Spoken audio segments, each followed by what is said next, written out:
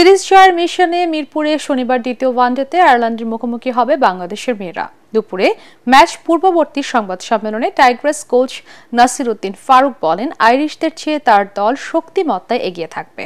সকাল 10টায় মাঠে নামবে দু দল। রিপোর্ট করছেন SM আশরাফ।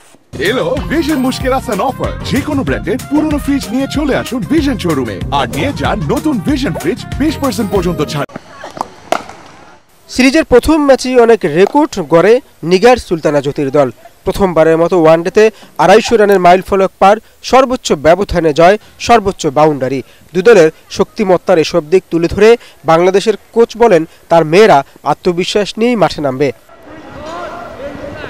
আয়ারল্যান্ডের আমার কাছে মনে হয় ওরা ডিপেন্ড করে পেস বা বোলিং সাইডটা ওরা ডিপেন্ড করে সুইং এর উপরেই, যে প্রথম 10 থেকে 15 ওভার যদি আমরা সুইংটা হ্যান্ডেল করতে পারি তো আমাদের মনে হয় ওই জায়গাটা আমাদের কনসার্নটা বেশি।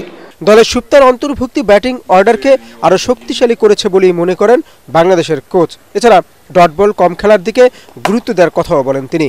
একটা পজিটিভ দিকও আমার বলতে হবে যে আমরা কিন্তু ওই যে 252 রেকর্ডের মধ্যেও কিন্তু আরেকটা রেকর্ড যে আমরা ফার্স্ট টাইম 27 বাউন্ডারি মেরেছি। তো এইটা কিন্তু ধরেন আপনার একটা আমাদের বড় টিমের সাথে কিন্তু ডিফারেন্সটা হয়ে যায় যে ডট বলের রেশিওটা হচ্ছে ওদেরও ডট বল থাকে, বাট ওরা বাউন্ডারিটা বেশি মারে। আসন্ন ওয়েস্ট ইন্ডিজ সিরিজের প্রস্তুতি আয়ারল্যান্ডের বিপক্ষে ম্যাচগুলো দিয়েই সারতে চায় বাংলাদেশ। SM Ashraf, ATN Bangla, Dhaka.